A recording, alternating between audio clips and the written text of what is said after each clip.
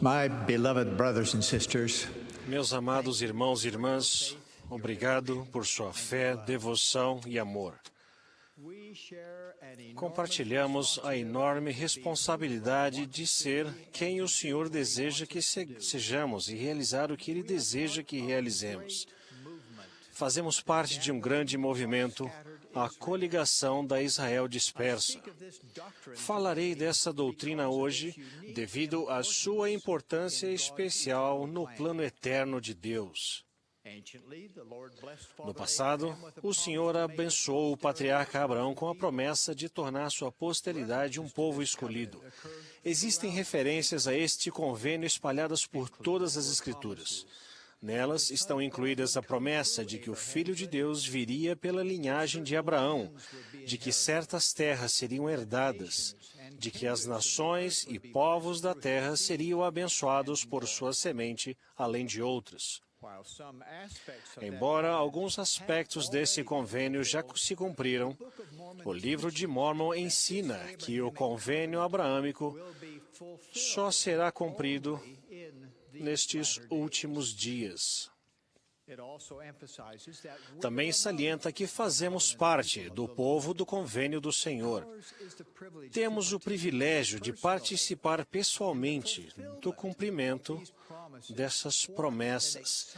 Que época emocionante de se viver! Como descendentes de Abraão, as tribos da antiga Israel tinham acesso à autoridade do sacerdócio e às bênçãos do Evangelho, mas acabaram se rebelando. Mataram os profetas e foram punidos pelo Senhor.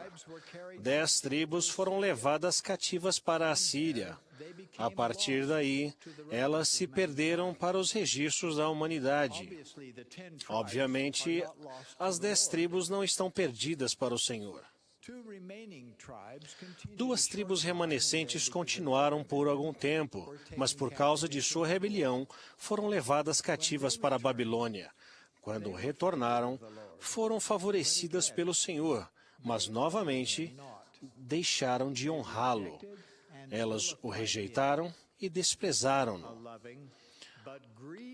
Um pai amoroso, embora angustiado, prometeu: espalhar-vos-ei entre as nações. E foi o que ele fez entre todas as nações. A promessa de Deus de que coligaria a Israel dispersa foi igualmente enfática. Isaías, por exemplo, previu que nos últimos dias o Senhor enviaria mensageiros velozes para esses povos que estariam dispersos e oprimidos. Essa promessa da coligação, que se repete diversas vezes nas Escrituras, será cumprida tão seguramente quanto as profecias da dispersão de Israel. Antes de sua crucificação, o Senhor Jesus Cristo estabeleceu sua igreja.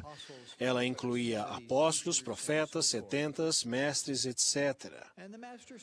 E o Mestre enviou seus discípulos ao mundo para pregar seu evangelho. Depois de algum tempo, a igreja, conforme tinha sido estabelecida pelo Senhor, entrou em decadência espiritual. Seus ensinamentos foram alterados, suas ordenanças foram mudadas. Aconteceu a grande apostasia conforme predita por Paulo, que sabia que o Senhor não voltaria sem que antes viesse a apostasia. Essa grande apostasia seguiu o padrão que encerrara cada dispensação anterior. A primeira de todas foi na época de Adão.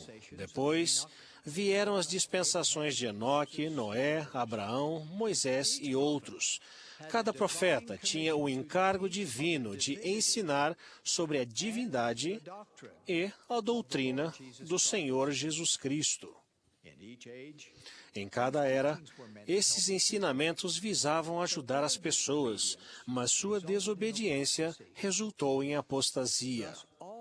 Assim, todas as dispensações anteriores foram limitadas no tempo e espaço. Foram limitadas no tempo porque cada uma delas terminou em apostasia. Elas ficaram limitadas a um espaço relativamente pequeno do planeta Terra. Portanto, era necessária uma restauração completa. Deus, o Pai e Jesus Cristo chamaram o profeta Joseph Smith para ser o profeta desta dispensação. Todos os poderes divinos das dispensações anteriores seriam restauradas por intermédio dele. Esta dispensação da plenitude dos tempos não será limitada em tempo nem em espaço. Ela não terminará em apostasia e encherá o mundo inteiro.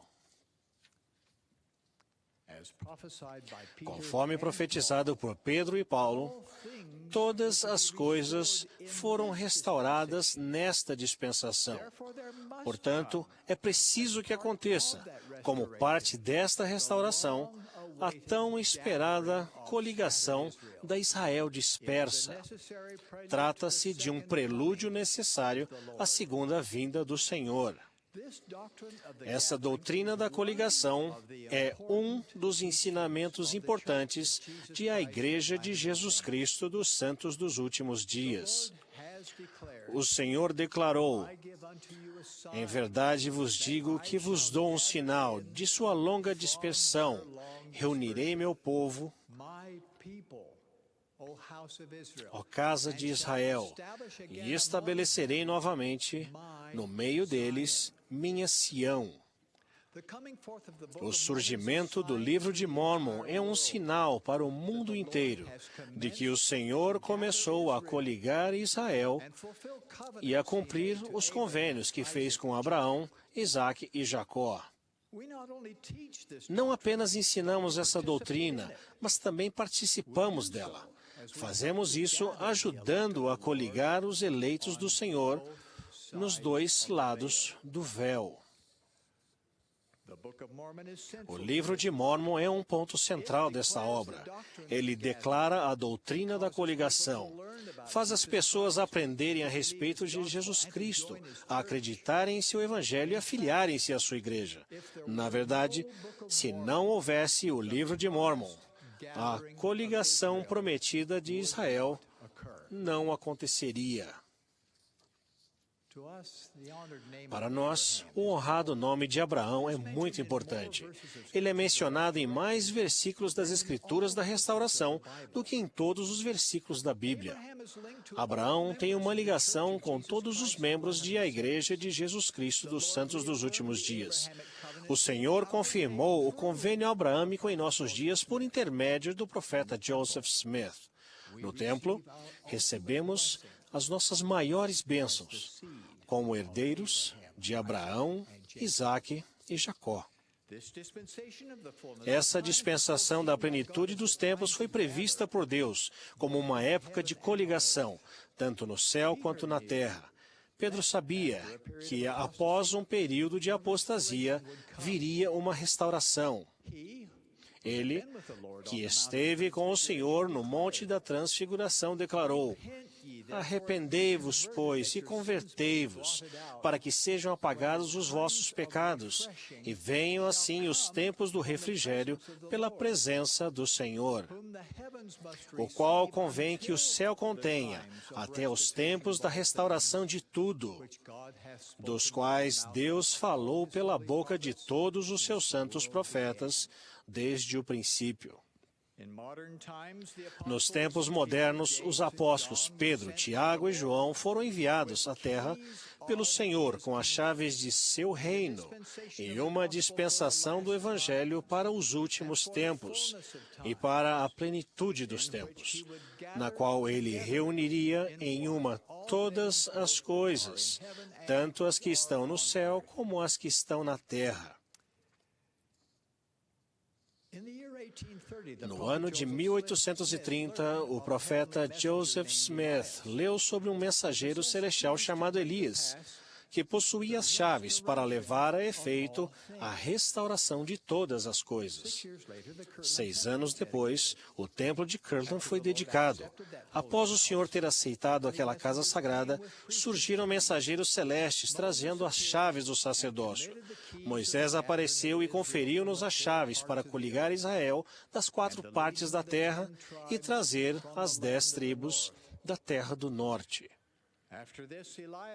Depois disto, Elias apareceu e conferiu-nos a dispensação do Evangelho de Abraão, dizendo que em nós e em nossa semente todas as gerações depois de nós seriam abençoadas. Em seguida apareceu Elias o profeta e proclamou: Eis que é chegado plenamente o tempo proferido pela boca de Malaquias, testificando que ele, Elias o profeta, seria enviado antes que viesse o grande e terrível dia do Senhor, para voltar o coração dos pais para os filhos e os filhos para os pais, a fim de que a terra toda não seja ferida com uma maldição. Esses eventos ocorreram em 3 de abril de 1836, cumprindo assim a profecia de Malaquias. Foram restauradas as chaves sagradas desta dispensação. Misericordiosamente, o convite de vir a Cristo também pode ser estendido aos que morreram sem conhecimento do Evangelho. Parte de sua preparação exige um trabalho terreno de outras pessoas. Compilamos gráficos de linhagem, criamos folhas de grupo familiar e fazemos o trabalho vicário no templo para coligar pessoas ao Senhor e às suas respectivas famílias. Aqui na Terra, o trabalho missionário é fundamental para a coligação de Israel. O Evangelho deve ser levado em primeiro lugar às ovelhas perdidas da casa de Israel. Consequentemente, servos do Senhor saem proclamando a restauração. Em muitas nações, os nossos missionários estão buscando os dispersos de Israel, caçando-os nas fendas das rochas e pescando-os como nos dias antigos. A escolha de vir a Cristo não é uma questão de localização física, mas de compromisso individual. As pessoas podem ser levadas ao conhecimento do Senhor sem saírem de sua terra natal.